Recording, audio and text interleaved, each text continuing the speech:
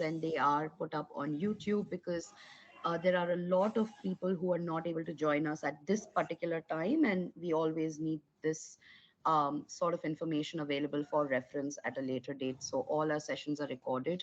Thank you for that, Ankur. And good evening, everyone. It's not like this is the first sentence I'm saying this conversation, so it feels very strange to start with good evening and welcome, but well, good evening and welcome. And to yet another learning session by the Outreach Collective. Um, this is a series which focuses on understanding uh, two international curriculums and AP, which is not just a standardized assessment or subject or an academic subject provider. And I'm sure I'm getting some of that wrong as well. So I need to attend this entire session. But it is also a curriculum. It's followed as a curriculum in several schools across the world.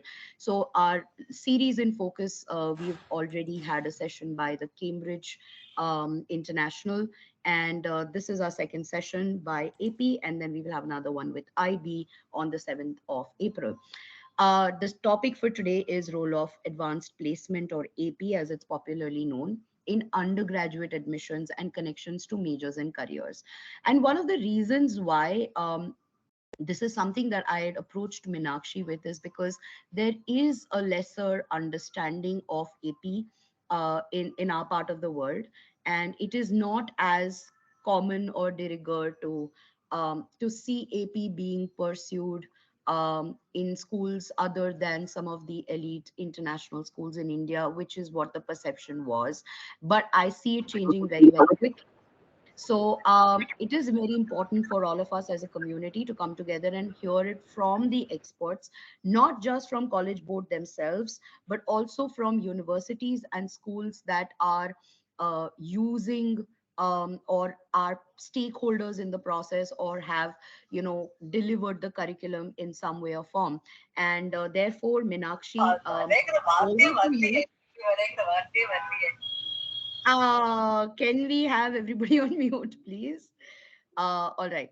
So I'm going to introduce Minakshi very quickly. Minakshi is a dear friend and also the Senior Director, South and Central Asia for the College Board, an extremely active member of the Outreach Collective, and is very, very committed to ensuring that we understand as a community what the College Board is able to do for us and the education that we provide, and AP and SATs and so many other things. So, Minakshi, this is your show. Over to you and your wonderful team. And I look forward to a great hour of learning.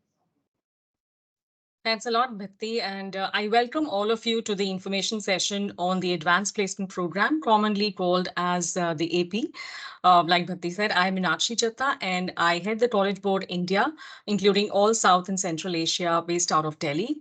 I'm joined today with my colleagues, Mehak Verma, who is the lead for K-12 in India, and Terry Godwald, who is our national representative in Canada. The session today is specially curated for the TOC family, and we have brought together stakeholders from K-12 as well as universities to give you an overview from both the sides on the benefit and acceptance of AP courses. I would especially like to welcome Jonathan Werner, Kair Zaik, Ganesh P, Janani Bharatraj, Shikha Singh, Ajayit Gaikar, and Neha Arora. The session will be divided into two phases, giving you an overview of AP, and then our distinguished guests from the universities would focus on admissions and credit placement. And in the second phase, we will highlight a newly launched AP pre-calculus course and its benefits. Our school partners and well-acclaimed guests would throw some light on the ease of implementation in their respective schools or test center. But first, for those who are aware, a refresher, and for those who are not, so College Board is a 100 years old not-for-profit organization headquartered in New York, and we have been delivering excellence in education to millions of students across the world through SAT suite of assessments and the AP program. Since nearly 70 years, the Advanced Placement Program has been a collaborative community of AP teachers, students, schools, colleges, universities who are committed to the daily work of developing college-level credit-bearing coursework that transform lives. I'll repeat, these are university-level courses which bear credit coursework and that transform lives. Willing and academically prepared students can choose to pursue these courses while still in high schools. And as for the schools, they have a flexibility to choose, offer these courses and corresponding exams that are administered once a year. So simply put, these are college level courses that students can choose to do while still in high school.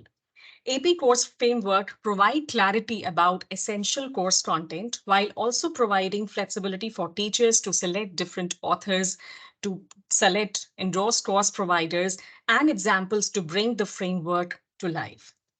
So some facts, basic facts about AP. These are 38 university level courses, and we just launched one more. So these are 39 university level courses across 7 categories, 7 disciplines, and each culminating in a rigorous standardized exam. So each AP course is modeled on a comparable introductory college course in the subject. And each course culminates in a standardized college level assessment or AP exam given in May each year at testing locations all over the world. And in India, we have more than 25 test centers where students who are opting for a self-study mode can go to these test centers and can give the AP exams. Again, schools must be authorized by the AP course audit to offer approved AP courses and use the AP designation in case they want to. We'll come to it later as to how flexible is AP in India with the schools and with the students. But before that, how are AP courses and exams developed? So these are designed by committees made up of college and university faculty, and you can see some of the examples here who are experienced AP teachers who ensure that the course and exam reflect college level expectations. Now, the Sorry, exams, Meenakshi. yeah, Sorry, I don't think the slides are moving. Am I the only one? Or, yeah, the slides are not moving. So, you might want to stop sharing and then share, I'll do click on that. entire share screen. Yeah, and then just go. I will do that. 1 second, please.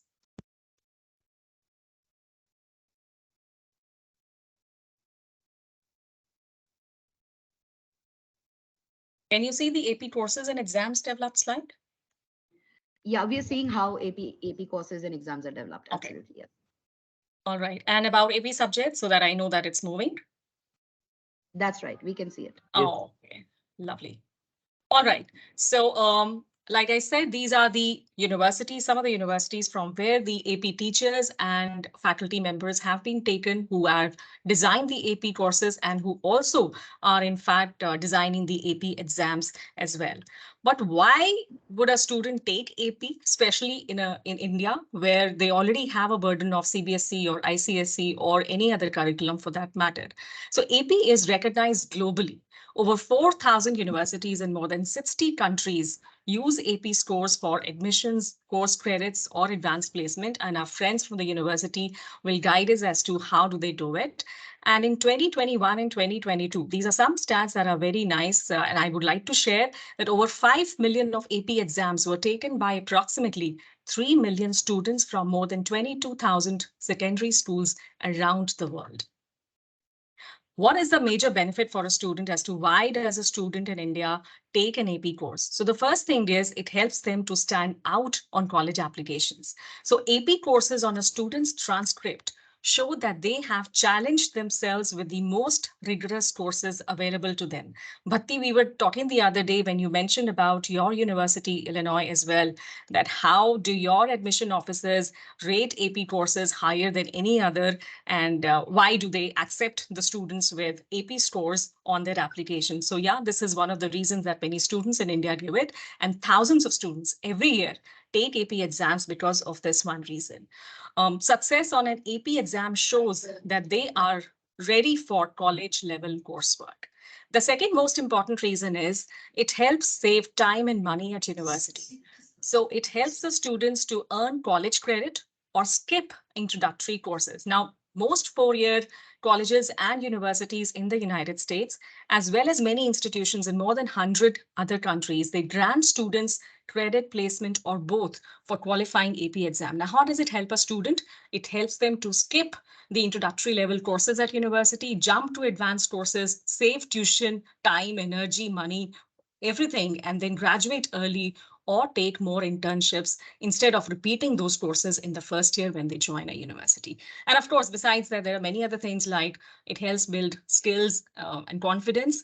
Then we have also done research, and research shows that students who receive a score of 3 or higher on AP exams typically experience greater academic success in college and have higher graduation rates than their non-AP peers. Any questions till now? Or we can take questions later on. Okay.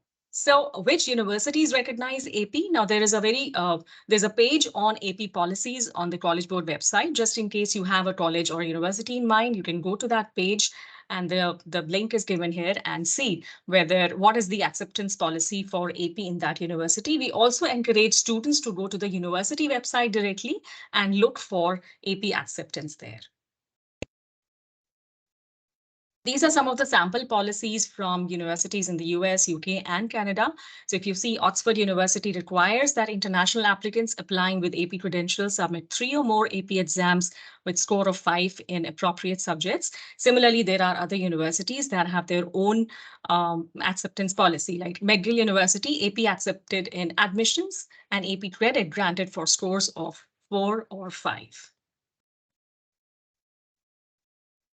AP exams assess knowledge and skills learned in the course. Now, each AP course concludes with an AP exam, which is held once a year in May, and there is a registration window which opens up twice. So we just finished with the registration window on March 15 for the AP exam that is scheduled to be held in May 2023.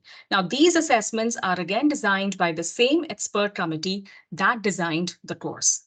The exams are scored on a scale of 1 to 5 by college and university professors and experienced AP teachers. And many US colleges offer credit for AP exams score of 3 or higher. So if you see in your screen, a score of 3 is considered as qualified, then 4 is very well qualified, 5 is extremely well qualified.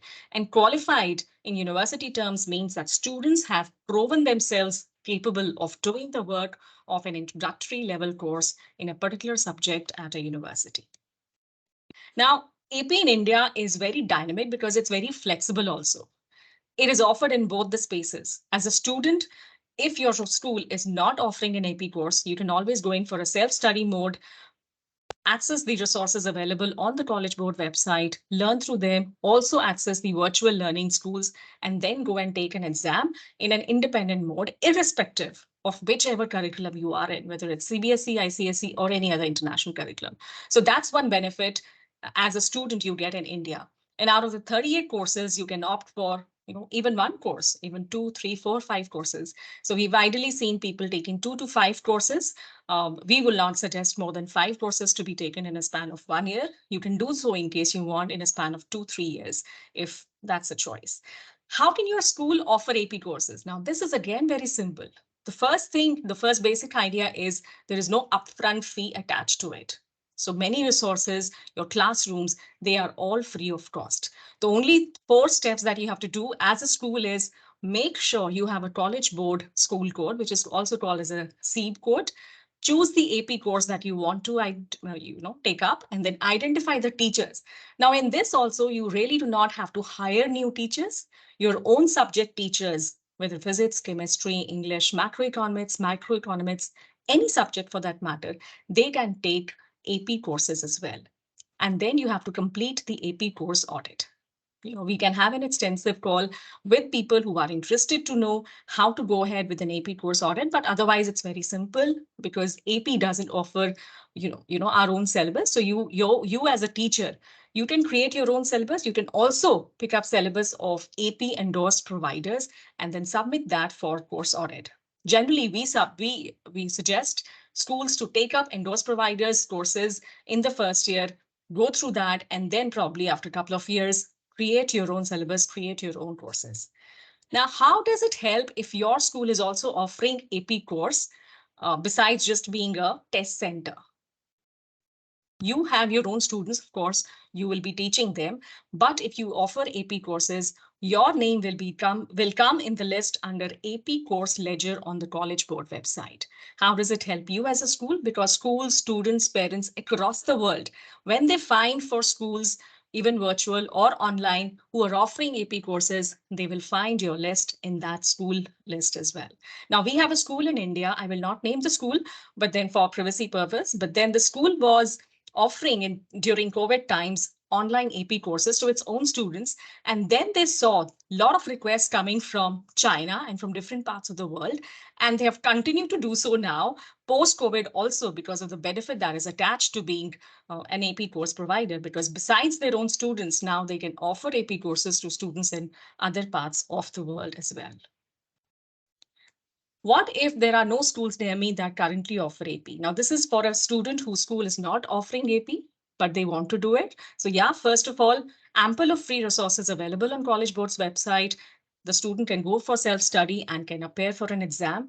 And otherwise, they can also search for virtual schools on the College Board website and look at the enrollment policies and then enroll accordingly in those schools. And if you're doing a self-study mode in India, then go on for AP in India webpage, see the test centers. There are more than 25 of them. Get the joining code, pay the fee, and go ahead and take the exam.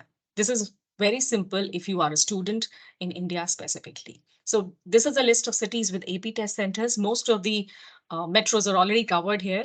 And if anybody has a specific request, if you are a school, you want to be an AP test center, or you want to provide AP courses in your school, please reach out to me or Mehak and we'll help you to do so. Just last slide, and then we'll move on to the phase of universities. So most exams are 2 to 3 hours long, and the first part of the exam usually consists of multiple choice questions. And the second part is where it is in the form of an essay, a solution to a problem, or a spoken response. So basically what it measures is whether a student has mastered the content and skills of a specific AP course. And most courses, in fact, all courses in India and international for now, are only paper and pencil based, and they will be administered in person at a school or a test center. So I will pause here and I will introduce Terry to the team, who will then take us for the session with the universities. So Terry is the Sorry. Okay, so Terry is the national representative for the College Board in Canada, and through his work with the College Board, Terry empowers and equips K-12, post-secondary civil society leaders and institutions to create equitable and inclusive pathways to empower more Canadian students to find their ways to post-Canadian studies. Now, this is same for the Indian students also, because Terry has an extensive knowledge and experience for any student who wants to go into advanced pathway through AP to any of the Canadian institutions. In fact, Terry is one of the TEDx speakers also, so I'm sure we would love listening to him. And Terry, welcome to the show, and please introduce us to the university speakers and go ahead. Thank you. Absolutely. Well, thank you so very much, Meenakshi, and thank you so very much to our colleagues for hosting this fabulous event. Before I pass it over and introduce the universities, I'd like to give you a quick picture of how important AP is in Canada. So I'll just quickly share my screen here and then just give you a bit of a picture of what it looks like. And is it coming through clearly? Are you able to see the picture of Canada? Yes, we are. Yes. Excellent. So you can see that there are over 80,000 Canadian students who participate in the Advanced Placement Program. It is actually Canada's largest public school enrichment program. Many people think of AP as being for the United States or being for to go to the United States, but is, as Meenakshi shared, it is a credential that will take you all over the world, and you are welcomed from coast to coast in Canada. There are students in every province and territory, and specifically for today, we're going to be looking at the fact that every English-speaking university will grant your students advanced credit. In fact, some of them will put your students directly into the second year of university. And the reason for this is we've done studies at two of Canada's biggest universities, University of British Columbia and University of Alberta, where we followed almost 13,000 students for 6 years. And we found that only having one AP exam, students outperform their non-A peers by over 11% and as much as 20% when they have 3 or more exams. So you can see the impact in Canada and Canadian universities is significant. And to talk about that firsthand, I would like to introduce two of my colleagues here who are joining from the other side of North America. We have Jonathan Weiner, who was appointed as Vice President and Dean of Admissions, Enrollment Management, and Student Success at Cleveland State University in January 2020, having previously served as the Vice President for Enrollment Management and then Dean of Admissions at Cleveland Institute of Art and Director of Recruitment and Strategic Initiatives at the Case Western University. Jonathan holds a BA in English and an MBA with a concentration in organizational development and leadership, both from Case Western University. He is a longtime resident of Cleveland University, where he lives with his wife and twin sons, which I also have twins. It's nice to know we share that. And our other guest today is Keir McIsaac, who is a manager of undergraduate admissions at Memorial University in St. John's, Newfoundland and Labrador, Canada. He has been working with Memorial since 2007 and has extensive experience in international student recruitment at the undergraduate and graduate levels. He has had the great pleasure of visiting numerous high schools all across India, from Kerala to Punjab, from Gujarat to Saram. He has a Master's of Arts in Higher Education and Leadership and recently completed the Strategic Enrollment Management Endorsement Program. So Keir and Jonathan, welcome. It's great to have you here and sharing your time. So let's, you heard from one Canadian. Let's pass it over to Jonathan first to tell us a little bit about your university. Jonathan? Yeah, absolutely. I'll say good morning for me as it's morning, but good evening, obviously, to many of our colleagues. I'll share my screen quickly, if that's all right, and tell you a little bit about Cleveland State University. If I can do it properly here. Here we go. So a little bit about Cleveland State University. We are the largest public university in Cleveland, Ohio. If you're not familiar with where Cleveland is located, we're in the United States along the shores of Lake Erie, about halfway between New York City and the city of Chicago within the United States. So there's a little image of Cleveland State University with the city of Cleveland in the background, and you can see the sun setting over Lake Erie here. Cleveland State University, relatively young university in the United States. We were established in 1964. In our enrollment, we have approximately 10,000 undergraduate students and around 4,000 graduate and professional students. In the United States, that's what we would describe as a mid-sized university. So there are many small colleges and universities in the United States that might only have 1,000 students, and there are many kind of these macro universities that could have 40,000, 50,000 students. So we describe ourselves as mid-sized. As we look at our student profile, about 55% women, about 45% men, about 15% of the students at Cleveland State University are international students. And actually, the bulk of the international students at CSU are coming from India. Looking at our campus, we're about 85 acres, 40 buildings, and that represents the largest footprint of any institution in downtown Cleveland, Ohio. Within Cleveland, Ohio, we have the national headquarters for a number of Fortune 500s in the United States, including the KeyBank Corporation, Sherwin-Williams Corporation, which is kind of a home decor and paint corporation, Parker Hannifin Corporation, all located within downtown Cleveland here. We have over 1,000 different courses of study in 200 different fields in 8 colleges, including arts and sciences, business, public affairs, engineering, graduate studies, health, honors, and law. And Cleveland State's actually ranked the #1 university in the state of Ohio for social mobility in the 2023 U.S. News rankings. So Terry asked me to discuss a little bit about examples of how students can earn AP credit at Cleveland State University. And so I'll move to the next slide. Hopefully we're moving forward there. Someone nod their head to say that the slide moved ahead. Yes, Terrific. Yeah, absolutely. So I'll touch on this briefly, and then I know we'll have some more discussion about it. Almost every college and university in the United States will have some credit that is granted for students with various AP scores. And each college and university in the United States will probably have a unique manner in which they grant credit for AP exam scores. But I just put together a quick sample looking at kind of alphabetically some of the first AP examinations that are available and the kind of credit that a student when coming to Cleveland State University can receive for those AP exam scores. So as we kind of look at art history, biology, calculus, what you can see is students that earn a 3 or above on their examinations in these various AP courses all earn some level of credit, and they can earn between 3 hours of credit all to up to 8 hours of credit for students that are scoring 4s, 5s on a number of these examinations. And I highlight this both because, as Terry pointed out, what that can mean is an acceleration in terms of students' placement, but there's also an opportunity for acceleration and what I describe as cost savings. I mean, I think, as we know, students and their families are extremely value oriented.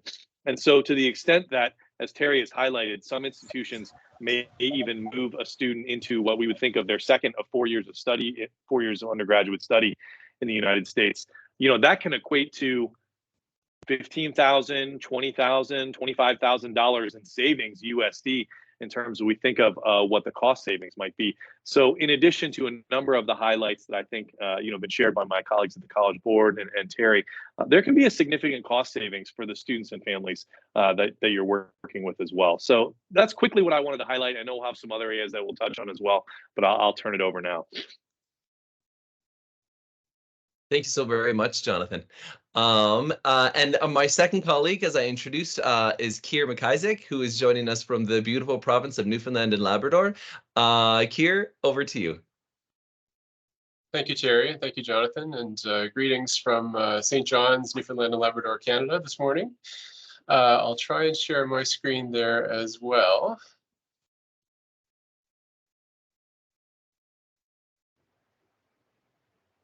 Terry, can you confirm if you're seeing my screen there? Yes, coming through clearly. Perfect, thanks so much.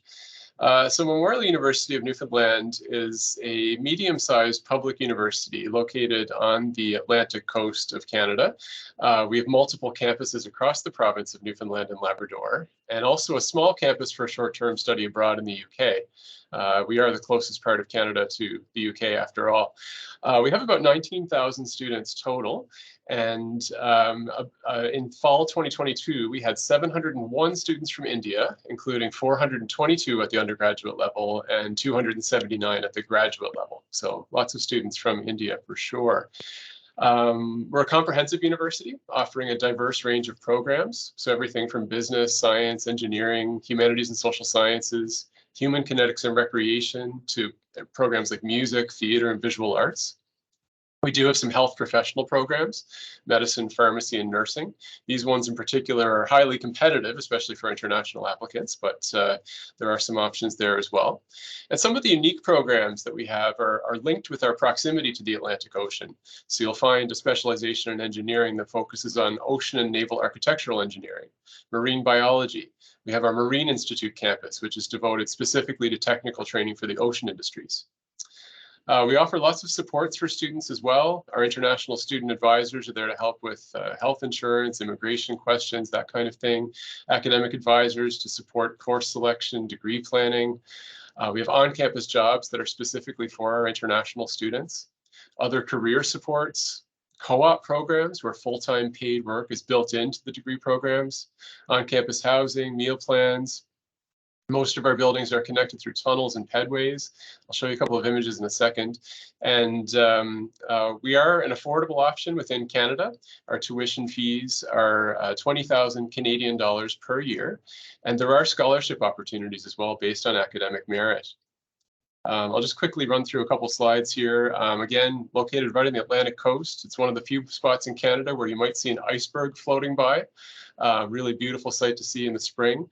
Although that being said, we do get a fairly moderate climate where the temperature in the winter, our coldest months, hovers around 0 degrees Celsius. We get a mix of rain and snow. Our largest and capital city of St. John's has about 200,000 people. So it's a relatively small city, but very safe, welcoming, and friendly. Our largest campus in St. John's has about 14,000 of our students. In the foreground here, you'll see our residences. The Marine Institute I mentioned focuses on the ocean industries. The second city where we have our campuses, Corner Brook on the western coast of Newfoundland, is home to the Grenfell campus. We have an observatory there and a focus on astronomy and our physics major on that campus. And lots of different opportunities, of course, for students, as you can see on the slide here. I will share our AP link in the chat, but I do want to note that, as Terry mentioned, AP is very common within Canada, and it's very familiar to us here at Memorial University. A lot of our high school students here in the province will take AP exams. And at Memorial University, we do grant credit for AP subjects. Depending on the subject, a minimum score of 3 or 4 might be required, but some subjects will offer additional credit for a score of 5. So again, I'll share that chart from our website that shows the minimum grade and courses we offer for credit. For non-competitive program admission, we will admit any applicant who meets the minimum criteria that's outlined on our website, and AP is not factored into admissions per se for non-competitive admission. But for admission to a competitive program like engineering, let's say, the admissions committee will look favorably upon APs. So for engineering, calculus, physics, and/or chemistry would be certainly favorable, but not a requirement. I also just wanted to give a caveat that, you know, I represent one university in Canada, Memorial University of Newfoundland, and applicants should really be advised to check the AP policies at their individual universities where they're applying. It may be factored into admission at other institutions. It could be placement rather than credit. So there might be a variety of different approaches to APs. And it's always good to do your research on different institutions. There are a lot of similarities between Canadian universities, but we do all operate a little bit differently. So I just wanted to note that as well. Great, thank you so very much, Kira and Jonathan. A couple of questions that our participants sent in advance of the event. Jonathan, I'll throw this one to you first. What impact does AP have on your students once they arrive? It's not just about getting them in the door. We also want to make sure that students are successful and healthy and once they arrive at your university. Could you share the impact of AP once they arrive? Yeah, absolutely, Terry, and thanks for this question. So absolutely, particularly, you know, in a number of competitive environments, AP can be an advantage for students applying. But as we look at students that are arriving on campus and bringing AP scores, there are a couple of things. First, as you've highlighted here, Terry, the research from the College Board suggests that students that have an AP course under their belt are often significantly more successful in their first year than students that may not. And we see that reflected in our own data here at Cleveland State University as well. I think there are a couple of reasons for that. One, as has been highlighted, you know, the AP curriculum is really built around kind of the way that a course is formatted, the curricular structure, those learning outcomes that we would expect in a first year or second year college level course in the United States or Canada. And so many ways those students are acclimated, those students are already acculturated to what the classroom expectations may be, the learning outcome expectations may be in terms of what kind of assignments and kind of how the approach to the coursework may come. So those students are really ready for us in what it may look like for a course, a college level course that's going to come in the United States. So again, typically we see those students that are bringing some level of AP being more successful in their first year courses. And then as I've hinted at already, we often see students that are bringing, and frankly, it's a variety of different coursework, whether it's AP or some other college level coursework in advance. Those students often have an opportunity to either move through their curriculum more rapidly and so graduate a little bit early, or oftentimes they may have an opportunity then because they have brought in AP coursework to take care of what some of their general education requirements may be, what some of their major education requirements may be, then they may have additional latitude in terms of their flexibility of the coursework that they can take. So a student might have an opportunity to not only take a major in an area of interest, but also add a minor, and they have more flexibility in their coursework because they've been able to take care of some of those requirements as well. So I think both from a success standpoint and from an opportunity standpoint, it really opens a lot of doors for students coming in, both students coming internationally, but also our students coming from the United States as well. Brilliant. Thank you so very much, Jonathan. And Keir, for you, I know that students are often wondering what AP courses should they take, and how might it help them as they're applying for many of the students who come from India or looking at sciences or looking at engineering. What's your recommendation in terms of a focus or a volume when it comes to the type of courses they take? Sure, thanks, Terry. We certainly encourage students to explore their options with AP, and it's a great introduction to the depth of study that you'll find at the university level, a great preparation to prepare yourself really for university while you're still in high school. As I mentioned earlier, AP is not required for admission to Memorial University per se, but it certainly has its benefits in terms of credit, transfer credit, taking more advanced courses in those same subjects, reducing the cost of your overall degree, potentially reducing the time of completion of your degree. So there's certainly a lot of benefits to that. In terms of how many to take, I know, Terry, you shared some research that was done in Canada showing the benefits of even just one AP subject that might be even performance would be even improved by up to 3 subjects. I know there was a recommendation from one of your colleagues earlier not to go more than 5 per year, for instance. So, that sort of number that you land on might be different for individual students and what they think they can manage. I'd encourage students to speak to their counselors. I mean, you as counselors in the audience today are an excellent resource for advice and knowing your students and being able to suggest, what might be appropriate for them. Encourage your students to look at different universities. What are their requirements? What's required for admission? What subjects will they be doing in their first year for a particular program where the AP might actually benefit them? That's something certainly worth looking at as well. And what are those benefits of AP at the particular institutions that a student is applying to? I'd also encourage students to have a well-rounded high school experience, placing academics first, but not to the detriment of extracurriculars, socializing with their peers, maintaining a healthy lifestyle, all of those good things. And that balance will also serve students well in university. It's really important to take care of yourself mentally and physically and keep that in the balance with your academics. So I don't think one size fits all answer to that question, but I hope that is helpful. Thank you so very much, Kira. Thank you, Jonathan. And as the father of 7 children, the eldest of which is in her second year university, certainly being able to save a little bit of money and to give my child the assurance that once they arrive, they've done this, they can do this is a benefit. And just as we shared here, where 2 universities have similar but different policies, the same is true amongst the other universities. I get to work with the registrars at almost all Canadian universities, and whether it's at the University of British Columbia, where AP is part of the admissions project, and that if you are applying and you have taken an advanced placement calculus course and you want to go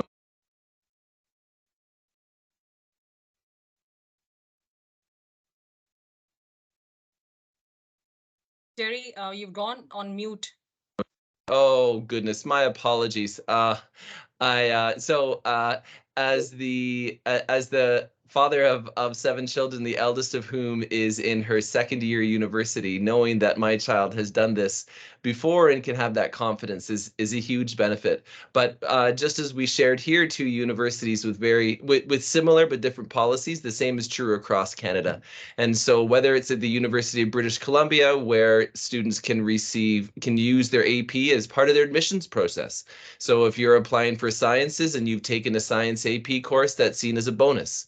Or you're applying to the University of Toronto and you want to get into engineering, and you're able to describe the advanced research you've done in a particular area through the AP Capstone Seminar Program. These are programs, each university in Canada is different, as Keir said, but they all recognize AP for at least advanced credit, if not admissions.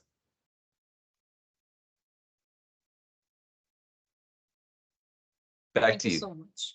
Thank you so much, Terry, Jonathan, and Care, for all your inputs and insights into the AP courses, acceptance, and credit placements in the US and Canada.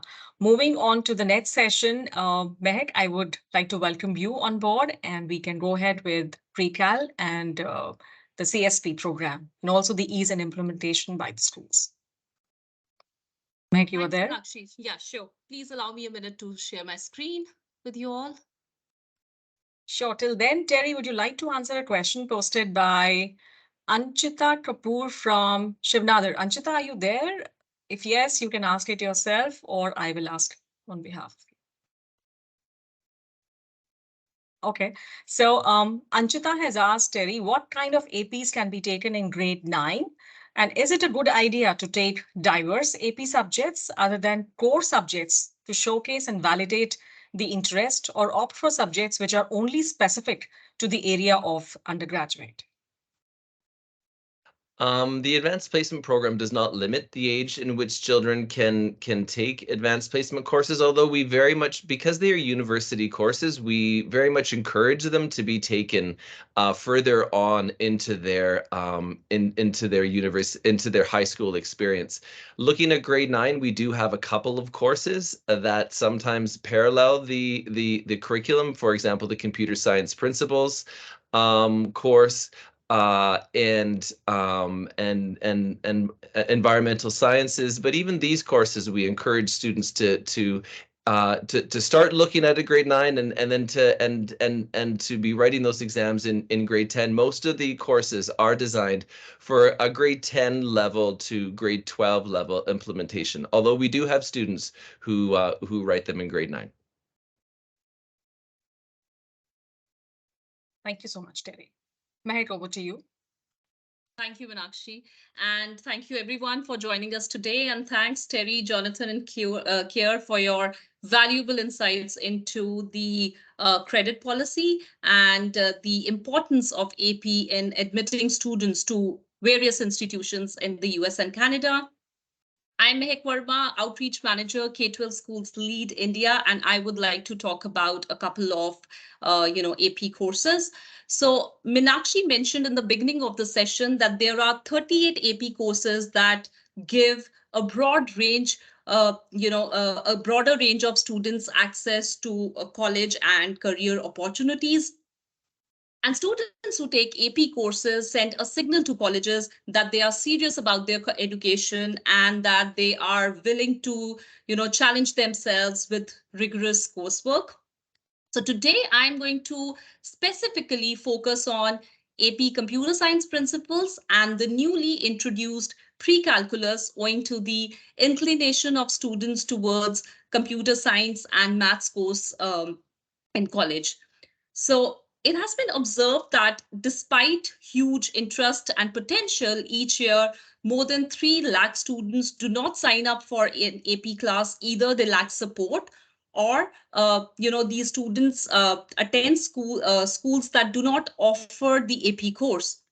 So they have very limited access to these courses. Our aim here is to ensure that all students have the access to AP courses for which they have potential and they are ready to take up the challenge of AP.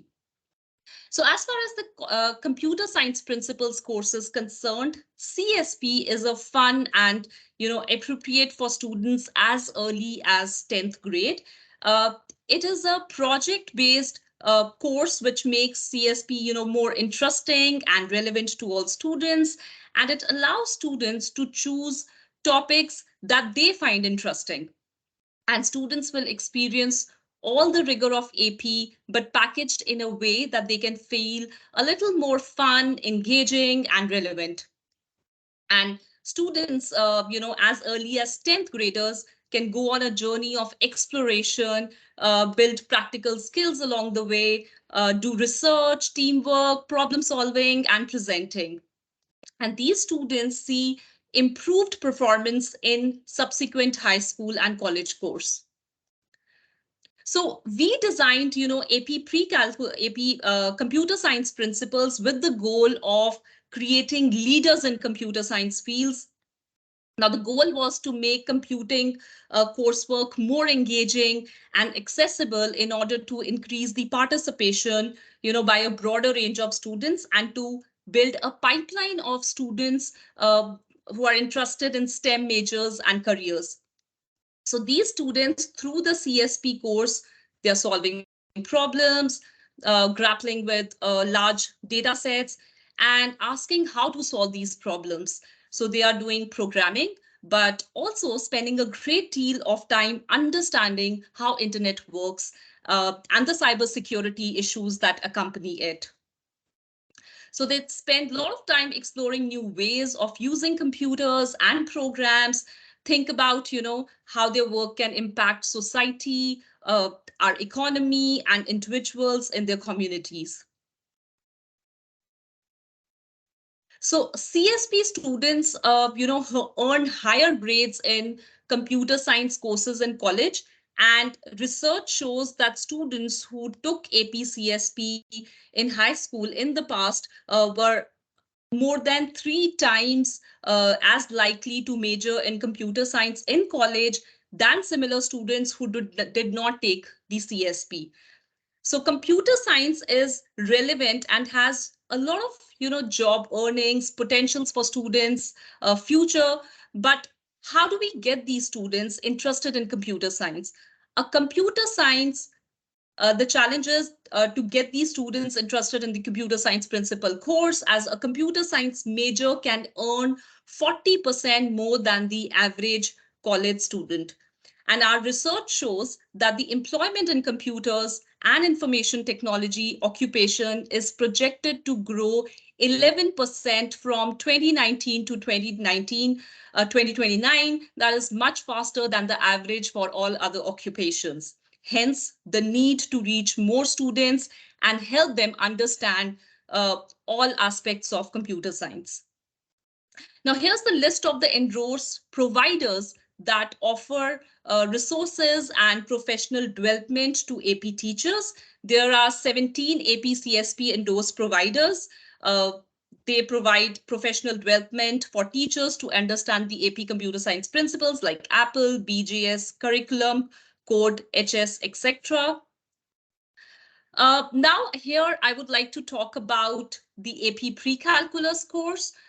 Looking across all majors, 40% of college students lack sufficient math in high school to enroll in the college level maths courses. So they spend a lot of time and money on remedial maths that do not count towards their degree, and nearly half of these students fail to fulfill the maths requirement.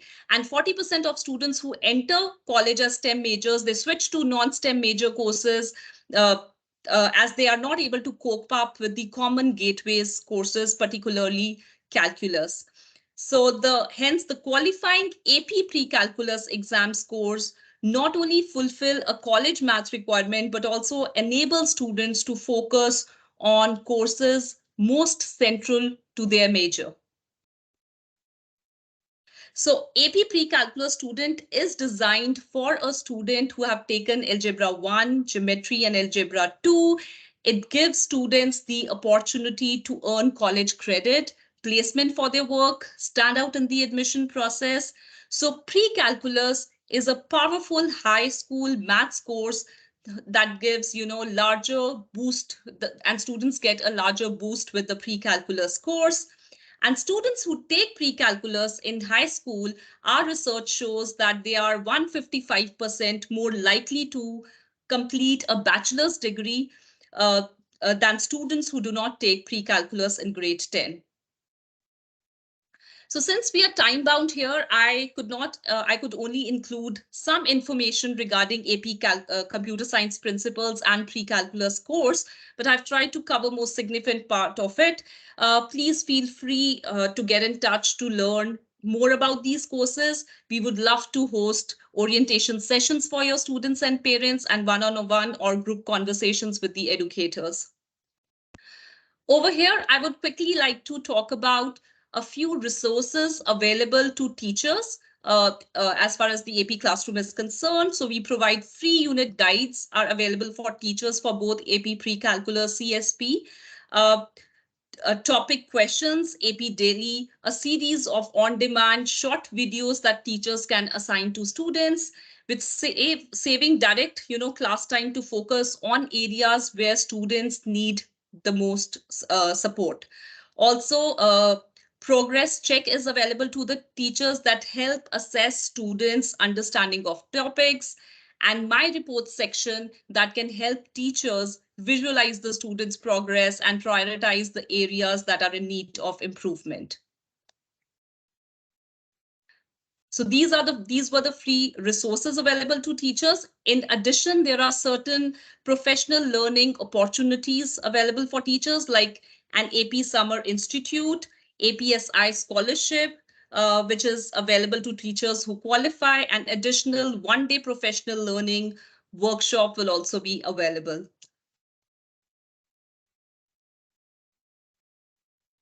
And how schools can implement AP courses. Teachers must pass, AP course audit review to be authorized to teach AP courses.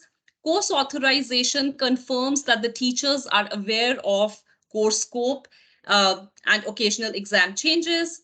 So in order to implement the AP courses in your school, you will first have to choose the AP course from the list of courses available on the College Board's website. You'll have to get your staff ready, identify an AP course or administrator. Either principal or principal's designee can be the course administrator. Identify AP teachers based on the courses you have chosen. Teachers will then explore the course available on the AP courses and description page on the College Board's website. Teachers will submit a course syllabus. That can be their syllabus, a colleague's authorized syllabus, or a sample syllabus. They'll check the recommended classroom resource requirements and the associated cost for the books, etc. Teachers will fill out the online AP course audit form and submit it. The school AP course auditor, that is the principal, signs into the AP course audit and approves the form.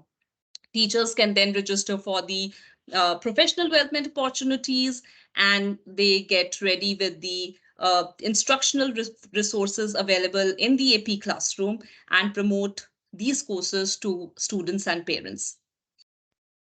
So that's all about the AP course audit and implementation. I would just like to reiterate that AP program is a very flexible program. Students can choose, schools can choose how many courses to offer. They can start with as few as 1 courses. They can administer exams to just their own students or choose to accept external test takers.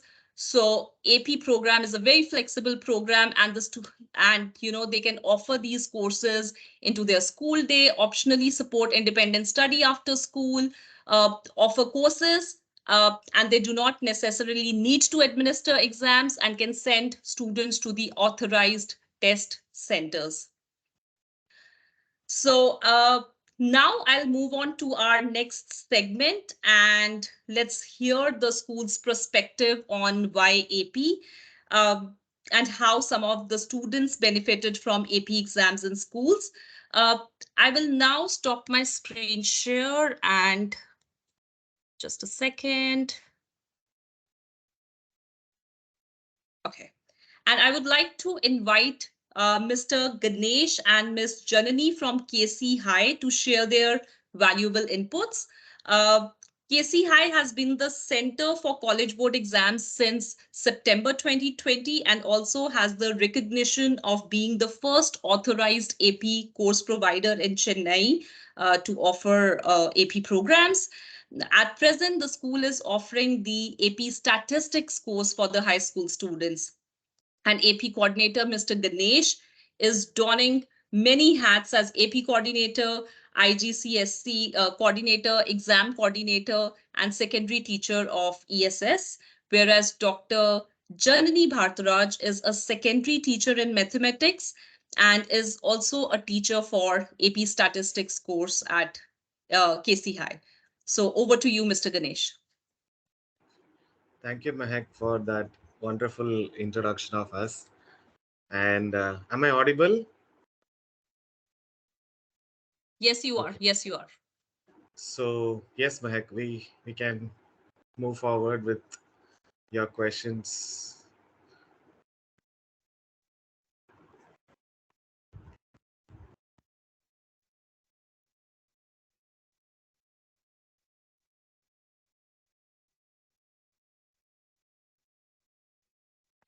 Mehak, are you there? So, Ganesh, we want to know how is your school done as far as AP courses are concerned, and what are your learnings and your achievements for this? Okay, so we have been hearing a lot about AP now that for last 45 minutes or so. Now, why should students take AP is what everyone should think about. Uh, we have so many international curricula in the world, and also learners are looking for different programs for their high school years. Now, what makes AP an unique program, and how is it different from other international program? Now, AP as advanced placement, it is really advanced with its focus on in-depth understanding and practical application. And students in here, I mean, in India especially, have now changed their what do you call the traditional mindset, and they want to develop strong conceptual foundation, especially in their preferred subjects. Now, if you look at 10 years ago, like a last decade, these programs aren't that popular and that familiar in India. But now, many high schoolers, especially our school, if you look at it, we have a diverse culture. We have a Cambridge board. We have a international baccalaureate board. Having two international boards plus AP was like something like adding cream to your ice cake or something like that. And AP also gives us some 38 subjects, and um, this really helps our students to expand their horizons, especially to earn some college credits. Of course, the program what we have in our uh, second part of high school, or the latter part of the high school itself, would meet the college requirements, but learners who have chosen subjects with a limited constraint of six or less than that would definitely need something to fill those gaps. Definitely, AP would come into that, and it is doing a great job for learners to complete the course in a 10-month span and then take up exams immediately in May. Yeah, this is how things are rolling now.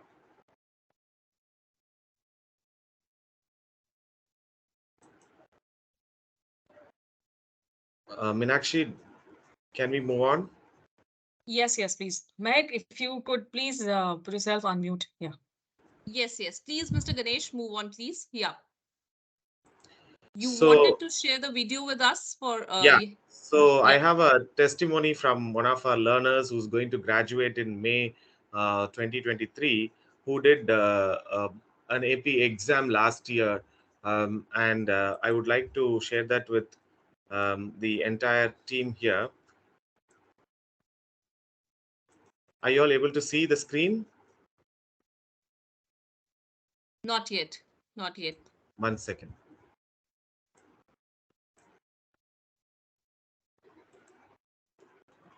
Uh,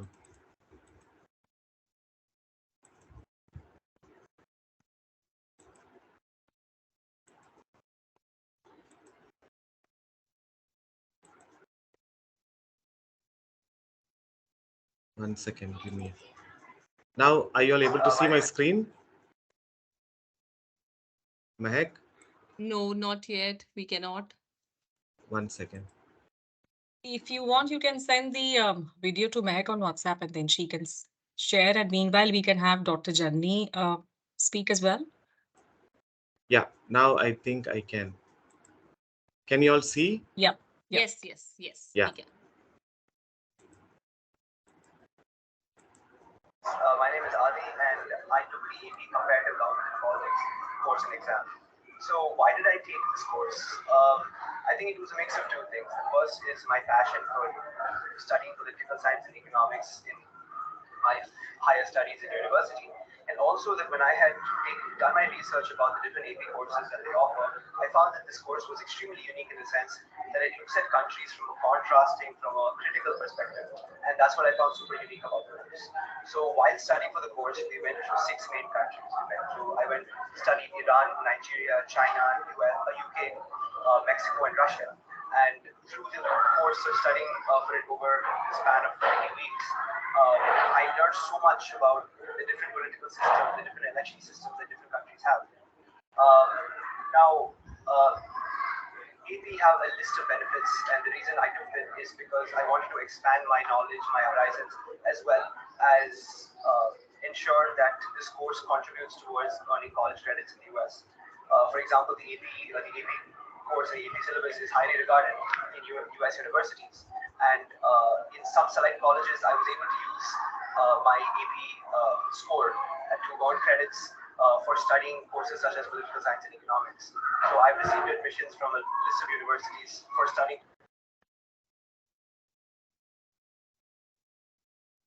And I'm really grateful that I had the opportunity to take the course and see it through. Ganesh, can you mute your mic, please?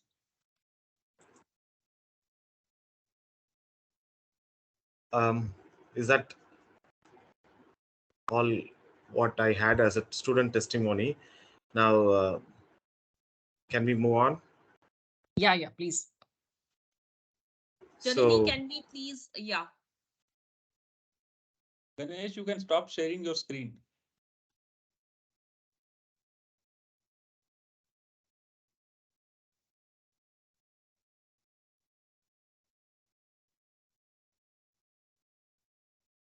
Is it still shared or stopped? No, that's it. Thank you.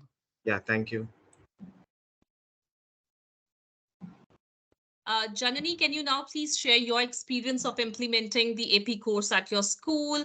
Can you please share the AP classroom experience with our audience? Where can students find books, etc.? Over to you. Okay, thank you so much, Mehak, and thank you so much for having us on board during this wonderful evening and for this wonderful webinar session. Being an AP teacher, I think we have had initial challenges getting the students convinced to take up AP courses. And as a pilot course, we started off with AP statistics this year. And fortunately, we have had 10 students taking up AP statistics exam this May. We have students from grades 9 to 10, 9 to 11, grades 9, 10, and 11 who are going to take up this challenge and appear for the May exam. As far as implementing this course, I would like to share the feedback simultaneously wherein we happen to collect the feedback from our students. Here it is. And what we observe, what basically as pointers, we asked what made them choose AP statistics, what could have been better during the course duration, and how was their classroom experience, and how did they feel that AP statistics could be a benefit for them or could be beneficial in different ways. So we collected exercises, we collected experiences from the students themselves, and all the sticky notes that you see on the screen is by the students. What we observe is that most of them have the thorough knowledge of how much AP can offer, what AP can offer, and also how much in depth a subject can provide when you take up a college board course. In fact, in AP statistics, I was a little apprehensive that I wouldn't be able to teach AP statistics without the knowledge of calculus. But after I have taken up the course and I have delivered the course to the students, I feel that a grade 9 child who doesn't have any previous experience of calculus or pre-calculus, learning integration or differentiation, has been able to understand the concepts without having to go through the rigor of mathematics. So having said that, I think AP statistics is a course which initially was challenging, but slowly the classes went on to be very fun. It was a fun filled experience. And for me as a teacher, it was an experience that I would definitely, endorse and asked students to actually go further ahead with AP courses and enroll for more AP courses. Regarding the resources that we use in classroom, I find AP College Board AP classroom resources to be more beneficial.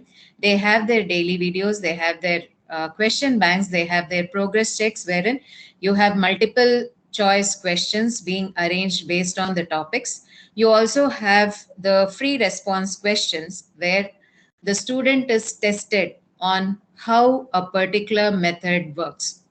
They don't teach why alone. We also teach about how and why you need to use a particular statistical tool to approach a real world problem. And as a textbook resource, we do use the Stance book, which is widely used in the US. and globally accepted. The book is beautifully written, and they have more examples on how we can relate it to any real life example, or maybe create a scenario in the class and learn the statistical tools in a much better way. Thank you so much, Janani. Thank you, Mr. Ganesh. I appreciate you sharing with us the best practices undertaken for AP at your school and sharing students' benefits. Thank you so much. I would now welcome Career Coordinator Shikha Singh and IGCSE Exam Officer and AP teacher Mr. Ajit R. Gaikar to share their insights and strategies on AP courses and students' benefits. I would also like to share that they are from a very well-known John Cannon and Cathedral School, and they teach almost 15 AP courses to their students. Over to you, Shikha. Thank you, Mehek, and thank you everyone for having us here. Very good morning, good afternoon, and good evening to everyone who's come in from different parts of the world. And thank you for giving us this opportunity. Sir Gaikar and myself, we belong to the Cathedral and John Connon School, one of the oldest schools in Mumbai, and one of the oldest schools who've been practicing the AP courses very much and very rigorously as part of our program. So why did we start the AP course? This was started years ago specifically, because we realized that students earn their college credits. They earn, they're allowed to then skip introductory level courses at college. Also, it allows our students to stand out in college. So today, when we prepare the transcripts and when we have their AP scores showing, very rightly said by our university representatives, it just strengthens their application, because at that point, the university representatives know that students have a certain amount of knowledge about these introductory college level courses. Also, it helps our students to be well prepared, and they are able to manage college level courses much easily. So I feel taking up APs is very, very much an advantage to our students, and I got a couple of student perspectives on this. APs tend to help and build the knowledge base and skills in a particular subject, and specifically for those students who are very keen to learn or dig deeper in that subject. A lot of times we see that the curriculum restricts the students to allowing them only to take up 5 subjects. But if the student is taking up sciences, since they want to maybe take up a STEM degree later, they also are very interested in maybe learning about psychology. So taking up a AP psychology program will just help them to strengthen that knowledge base, get a better understanding as well. Now, if you're taking up your sciences, some of them also say, Miss, it's very important for us to have a strong base in mathematics. So over and above what they're doing in school, taking up an AP calculus, taking up, any of the mathematics statistics programs also help them to strengthen their knowledge base, allowing them to apply to very strong colleges. Now, for example, one of our students took up the AP microeconomics, macroeconomics, physics C mechanics, computer science, and calculus BC exam. What happened is, it definitely helped him because he was doing the national curriculum at our school, and it helped him over and above that gaining a better understanding. Also, what happened is this student had taken up macro and micro in the 8th and 9th standard. And since he was so interested in economics, these two programs actually helped him to be ahead of his own class when he came to grade 11 and 12. Not only academically, even his extracurriculars, he started pursuing a lot of his extracurriculars in economics, and he was also training for the Olympiad. So, really speaking, APs have been extremely beneficial to our students, and in fact, Gaikar sir will talk a little more about that. Coming up to what we feel is taking APs at a very early stage, okay, it helps also the student to decide what they really want to do. Sometimes at the age of when they're in standard 8, 9 or 10, students are very unsure of what field they want to take in 11, 12, what are the subjects, because then the subjects they narrow down. So doing APs at an earlier stage will help them realize what the curriculum is really filled with. Now, we also offer the IB curriculum at our school. And sometimes what happens, because the APs, what the structure of the AP is and the content, it kind of overlaps even for the IB students. And because of the timing and scheduling that is happening, our IB students are unable to take the APs at school. So we encourage them to take them directly with College Board, as it was explained earlier. But we have noticed that students who take up APs, very beneficial for US universities, for Canadian universities. It allows the colleges to know that the student has a certain passion for this extra course. It is more rigorous, and it also helps to collect credits and probably skip introductory level courses. Also very rightly said, when we talk about admissions in the UK, certain colleges need a certain number of APs. For example, Cambridge will ask for a particularly 5 APs, or say Oxford asks for 3 APs. Our student this year, in fact, Imperial gave him Imperial College London gave him a conditional offer because he already had 4 APs and he's pursuing one more now in the month of May. And we are extremely happy because the results and the backing of the AP and the support of College Board whenever we need them, it has helped our students. Our students have got into colleges like NYU Stern, UIUC, Cambridge, Oxford, Caltech, University of Toronto, UBC, Imperial, LSE, and you name them. What we also try to do a little bit from our end is we try to create a very friendly environment when we're teaching it. So our teachers go through the training, they know about the AP classrooms, they have complete support from College Board. Our student, we tend to take student feedback so we can also improve ourselves wherever possible. And we also give a very friendly environment when they're giving their exams, because these exams sometimes can be stressful. So we just want to make sure that if they've studied for the entire year, AP classes scheduled every week. It's a part of the timetable. So after school, students wait back and actually do the APs. We want to make sure that the end product, we're able to support our students in every way possible.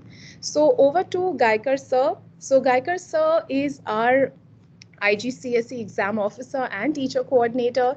He's the facilitator for the IBDP Physics, HL and SL, and teaches AP Physics C at our school. So sir, over to you to share your experiences with everyone. Thank you, Shika ma'am. Hello, I hope I'm audible to all. Yes, sir. And very good evening to one and all present here. Thanks for making us part of this webinar. And coming to my experience teaching AP, I have taught international boards as well as AP. I'm teaching since 2018, and we cater to the age group from 14 to 18. And I would say, my experience of teaching AP is enriching and as well as intellectually stimulating, because APs stress on hands-on learning activities during your regular teaching is something which is unique. And it is here I teach physics, so I'll be able to contribute mainly from the perspective of physics and physics, calculus-based physics, because that's what the majority students at our institute takes, and it helps them do engineering as a later course. Engineering being one of the popular university courses among the pupils, so it helps taking physics C in mechanics as well as electromagnetism. So it helps them specialize in science or engineering. In physics, we deal with courses like charge, change, force interaction fields, conservations, electric circuit, magnetic fields, etc.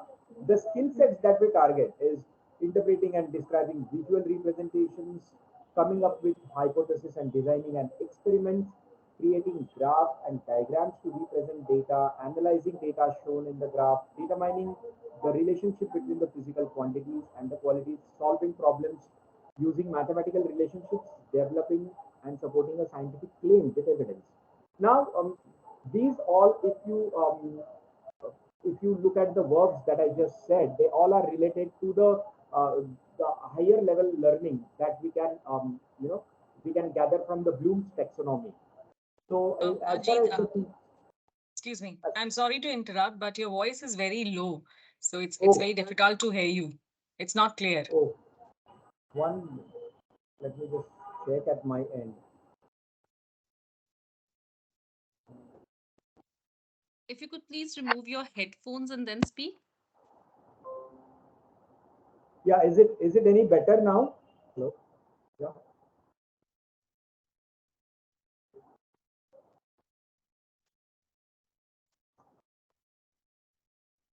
Hello, can you hear me? Yes, yes, we can. Okay. Okay, sorry for the technical glitch at my end, but the skills that the syllabus targets are higher level, and they truly help students get ready for the university. About my AP teaching experience, I would especially like to talk about the support that College Board provides us to the teachers. So, and apart from a very detailed and a structured course description, what we can call as a syllabus document here in Indian terms, is it gives a very detailed description of the syllabus, the skills that are targeted, what exactly are the expectations from students as well as teachers. So it prepares. If you go through your course description, you are almost ready. I'm a big fan of is AP Teacher Classroom.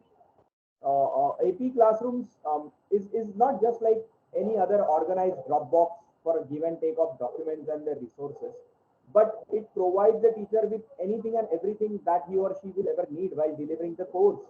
It provides daily videos that are aligned with division of content as given in course description.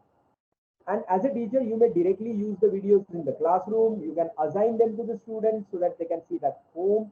You may see the videos and make your own strategies and how to deal with the content in the classroom.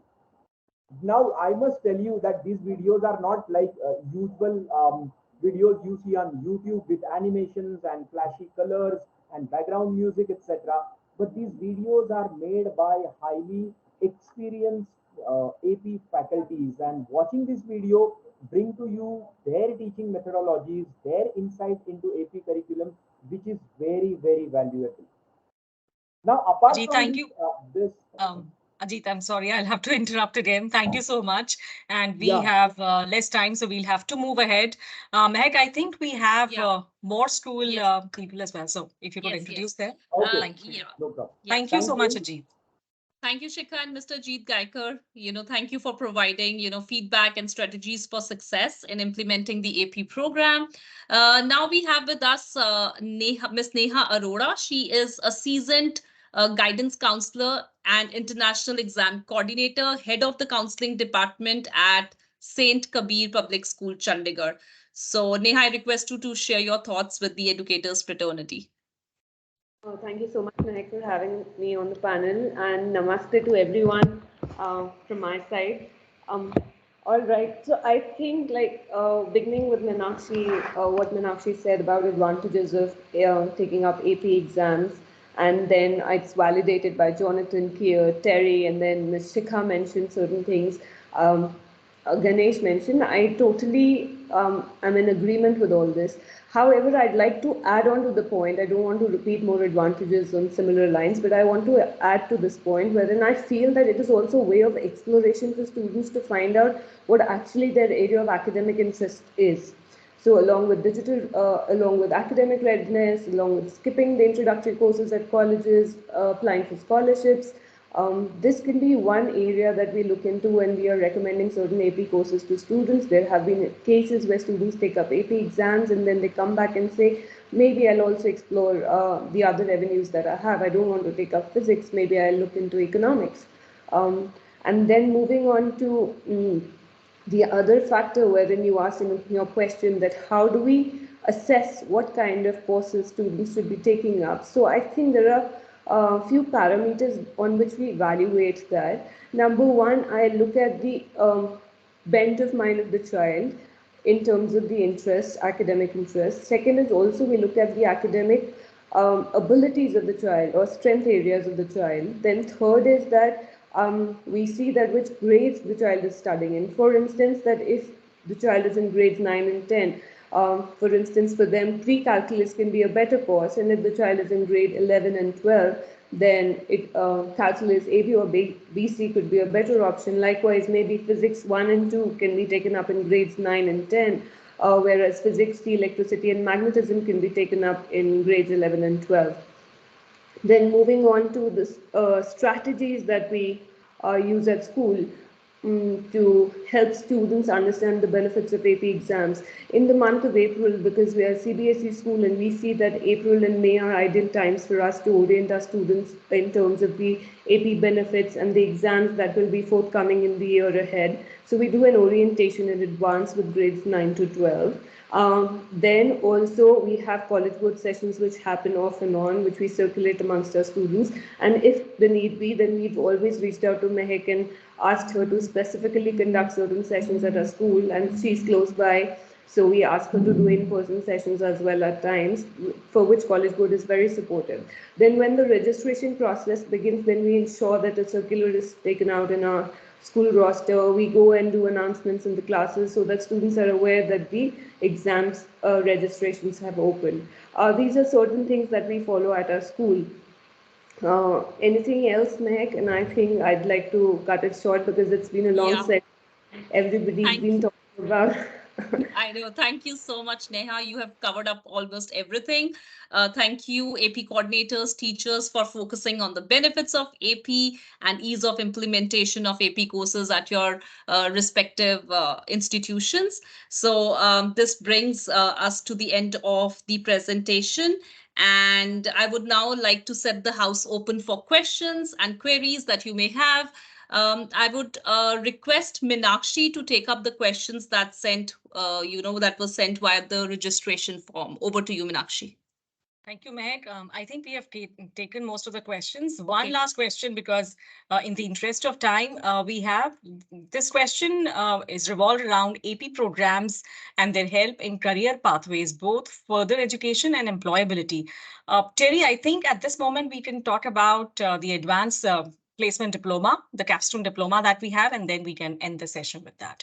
So if you could give brief input about the AP capstone diploma, please. Terry, you are on mute.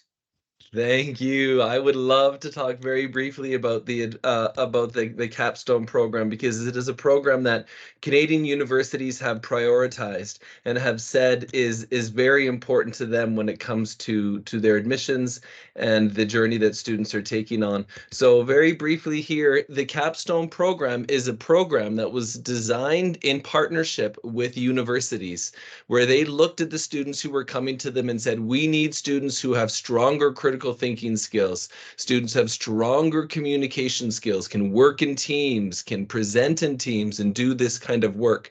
And so we have split this capstone diploma into two different parts. It has a seminar component and it has a research component. Seminar comes first, where they acquire the skills, and then AP research comes second, where they actually apply the skills to their learning.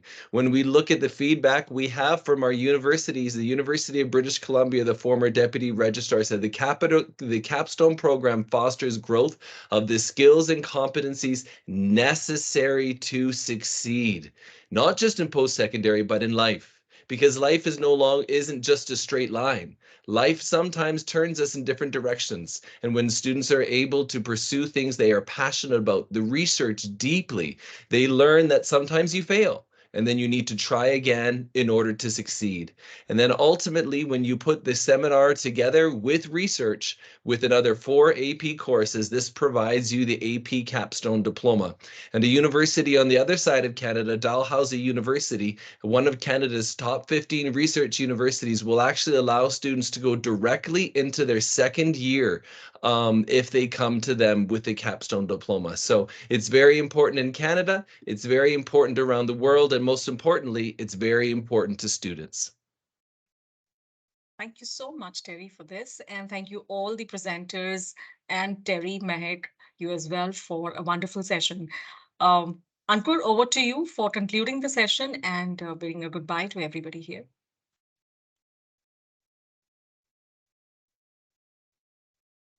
Thank you so much, Meenakshi, and all the Yeah, I got. Yeah, thank you so much, Meenakshi, and all the speakers for a wonderful session. Before I conclude, I have one question that I want to ask. I mean, on one of my colleagues' son, I mean, he reached out to me when I shared this information that we are hosting the college board. He said, I mean, I have one question for them. So I don't know who can answer it. Probably you can answer it, or somebody on the panel. He said, we are preparing. His son is in grade 12 in a leading CBSE school in Delhi, and he is a bright kid. He's done all the right things. He's giving the ACT and I mean all the entrance examination. He said, but one thing is not clear for admissions to US and UK top universities. I mean the really top ones, very competitive ones. Is it necessary that he gives an AP exam? Is it important for him to give an AP? Does it help him in admissions to these universities? Anybody can just share some brief remarks on that. Will it help for a CBSE student in Delhi to give an additional AP along with the entrance examinations that he is already writing? This is for the universities abroad, right? So the entire session, Ankur, was on this only, that how an Indian student, whether from CBSE or ICSE or any other curriculum, can pick up AP courses and can go for So universities. no, the question is it mandatory? Does it help you? How much impact will have if he submits a SAT score and an AP score or an ACT score? What is it that he should do? What Can I, was your recommendation? Dr. Vora, Okay. I'd like to pick this up. Yeah, Sorry, who's that? Neha, this side. Yeah, Shikha, Neha, Neha, please. sorry. Yeah, so when we were talking about advantages, that's one aspect where we say that it is a strong application prospect when you write AP exams. But at the same time, when you look at Imperial, Cambridge, or Oxford, such universities don't accept state exams, state boards, and national boards. So it's a Yeah, mandate on the website also that you'll have to take up AP exams. perfect. That is the answer I was looking for. Yeah. Thank you so much. All right. Uh, is Jonathan there? from the US is also willing to speak to it. Jonathan, please go ahead, Yeah, and yeah, then we can complete. Yeah, I'll speak very yeah. Go quickly. ahead. Having spent about 14 years at Case Western Reserve University, one of the more competitive universities in the United States, top 50 in the country. And what I would say is it compulsory to have AP examination for students? No. However, as in those situations that are highly competitive, where there are many, many more applicants than there are spaces for those applicants, then the AP examination is certainly looked favorably upon in the application review. Perfect. Thank you so much. Thank That you. really helps me. Okay, thank you so much. I think that's about the time we had. Yes.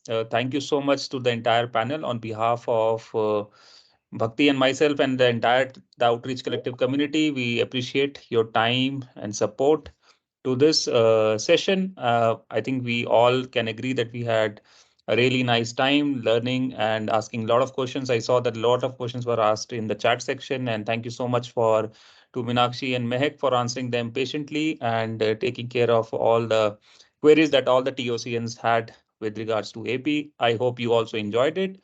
So I think that's about it from us. Goodbye and a good day, everyone, wherever you may be. Thank you. Thank you very much for joining the session. Thank you, Jonathan and Care. Bye-bye.